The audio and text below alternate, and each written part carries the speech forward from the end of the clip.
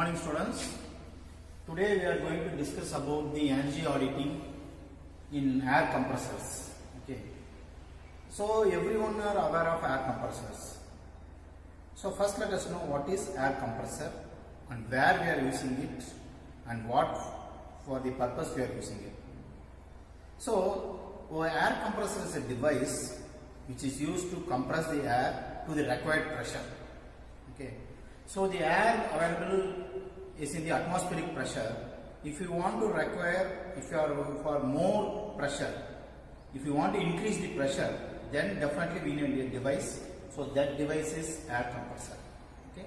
So in air compressors, these air compressors can be classified in many ways based on the stages, single stage, multi-stage, based on the flow, and based on the operating, reciprocating, rotary, okay, based on the displacement, positive displacement, okay, non-positive displacement.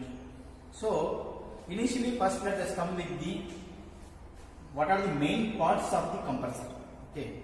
Initially if you take the compressor, so there is an electrical motor where the electrical energy is given to this electrical motor, and so this is an cylinder piston setup. So this is a multi-stage.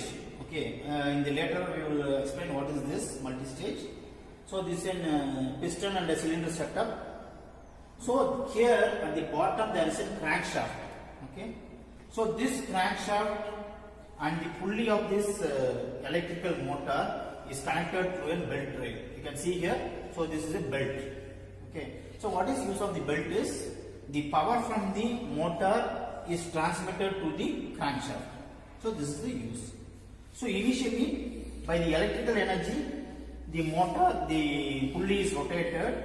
So here the electrical energy is converted into mechanical energy, and then through the belt the power is transmitted to the crankshaft. So the crankshaft is connected with the connecting rod and the piston, so that what happens is the crankshaft rotates. So this piston comes ups and downwards, so that the compression of air takes place. Okay. So here there is a compressor tank. So the compressed air is stored inside. Okay. So these are the main parts. Now let us see the working of a single acting reciprocating compressor. Okay. So mainly there are single acting and then rotary. These are the main two types. Okay. So here in a single acting there is only one cylinder. So that is why it is single acting. And here what happens is there is a suction valve and there is a discharge valve. So this is a delivery head and this is the connecting rod and this is the piston. So here this is the crankshaft. I have told you in the experiment setup, this is the crankshaft. Now initially what happens is, so when the piston from the topmost position, so this position is the top position, it is called as TDC. So we can take here this position as A. Okay.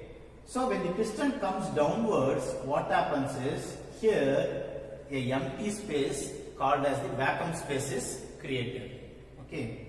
So because of this vacuum space, what happens is, so you must know what is vacuum space. Okay. If the pressure is lesser than the atmospheric pressure, that pressure is called as vacuum pressure. Okay. So for all the fluids, okay, so it definitely moves from a high pressure area to low pressure area. So that what happens is air comes inside to this cylinder because of this empty space. So this is suction stroke. Okay. So here inlet valve is open. Now what happens is both the valves are closed. So in the second B position, what happens is, so the piston is moving upwards. Okay, A, B, C are suction. So A, B, C are suction. So this is initial position. So the piston is moving downwards. So air is coming inside. So it comes downwards fully. So this much amount of air is coming inside. Okay. Now A, B, C are suction. After suction, both the valves are closed. Okay. Now the piston is moving upwards. So that is called as compression. Okay. So see my hand. So this is the area or volume. Okay. When it is compressed, see here, the volume is reduced. Okay. So this is happening in the compression. Okay. So this much of volume of air is compressed to this much. So here volume is reduced. So when volume is reduced, what happens is definitely the pressure is increased. Okay, in a closed chamber. So for that particular pressure, what happens is this exhaust valve opens and then the pressurized air comes outside. So that can be stored in the tank, compressor tank, and can be used for many applications. Okay, so this is the working of the reciprocating air compressor. Same way here, this is a rotary compressor. Here the motion takes place by reciprocating, whereas in the rotary compressor it is rotating. Okay, so this is the types. Now are you clear? The working of the air compressors. Okay. Now we have to know some terms. So here this is clearance volume, because the cylinder will not touch the top of the cylinder head. So some gap is there. So that gap is called as clearance volume. This plays a very important role in the performance of the compressors. Okay. So on the volumetric efficiency.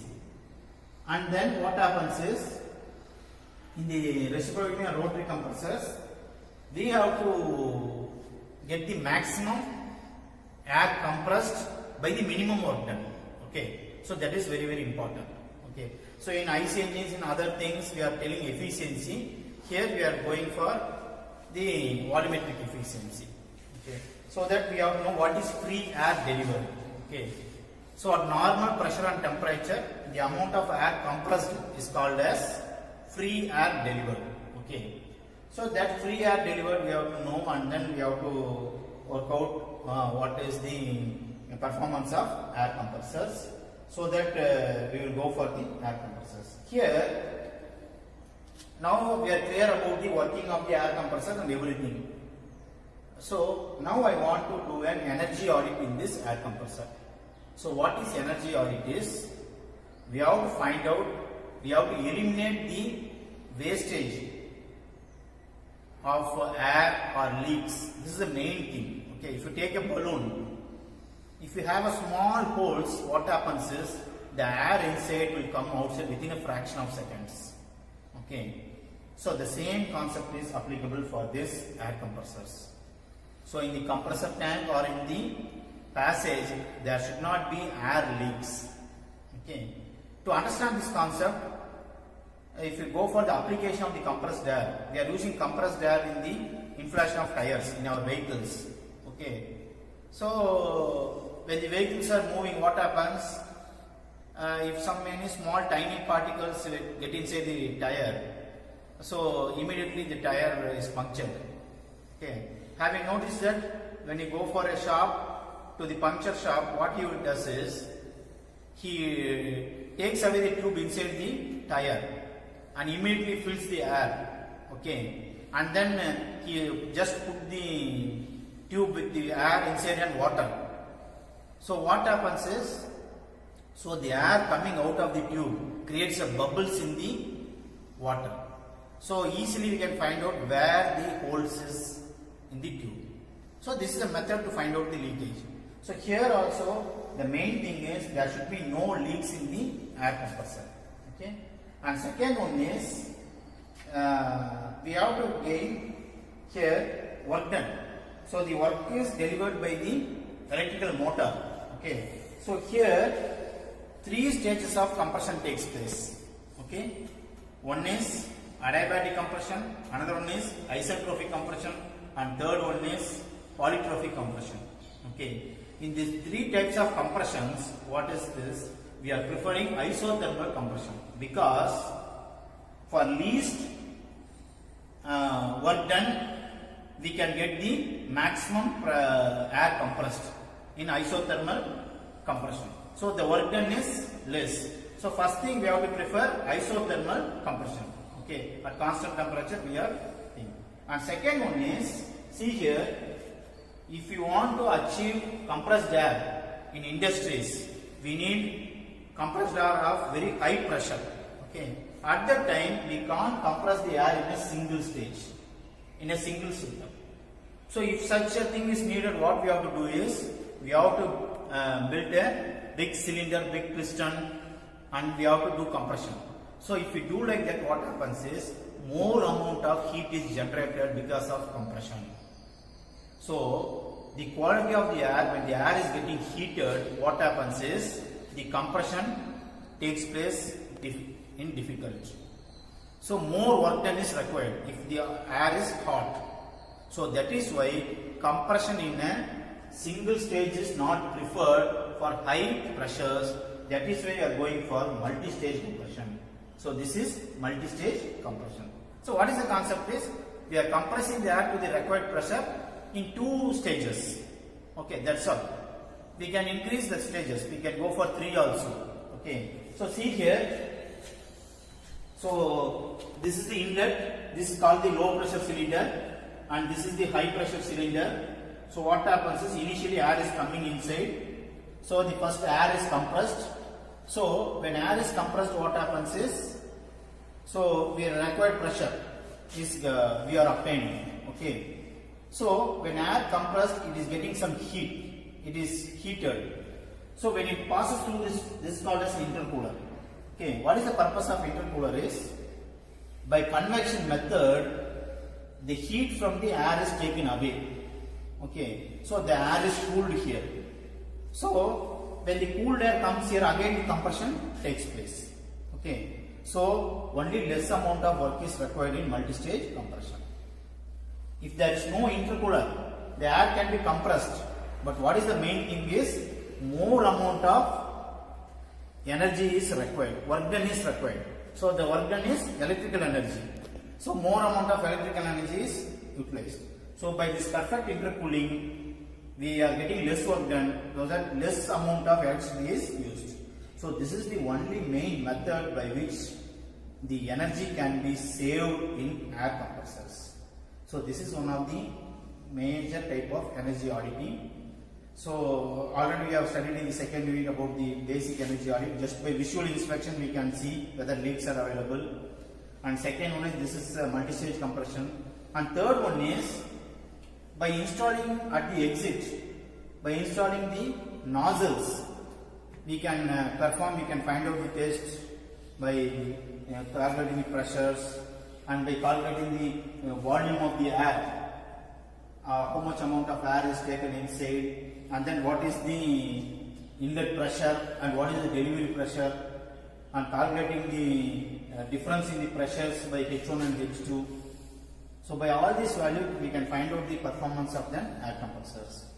So this is the methods by which the energy auditing can be done in the compressors, and you can also suggest that for instead of single stage compression, we can go for multi-stage compression, and we can also use these nozzle types for testing and to find out the elimination of the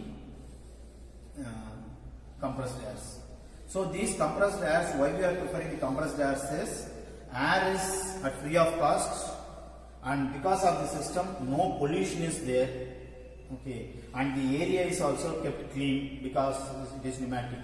If we go for hydraulics, so the area can't be kept clean.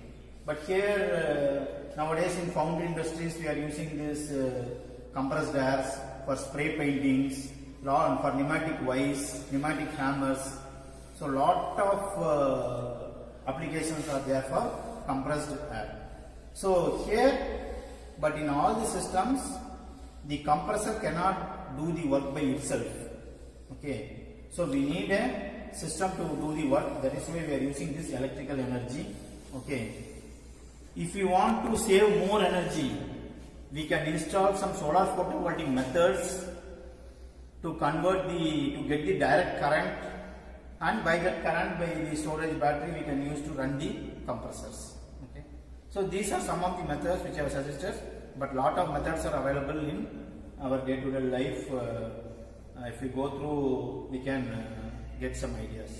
Okay, thank you. That's all about the air compressors. Thank you. Thank you so much, dear sir. We are very useful. This session is We are having very useful information from you. Very kind of you, sir. Thank you so much.